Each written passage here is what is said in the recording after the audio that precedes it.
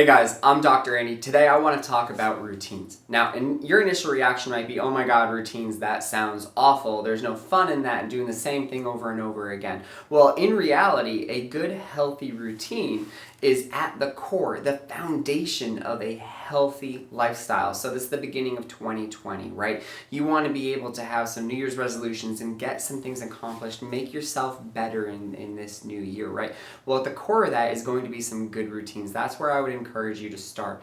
And they can take any shape or form. You can have a first thing in the morning routine like washing your hair, washing your face, and brushing your teeth, right? How does that not improve your health, right? But we have the routines, obviously, of before you eat. You wash your hands before you eat, right? Obviously, that's going to improve your health as you don't catch any bugs or diseases, right?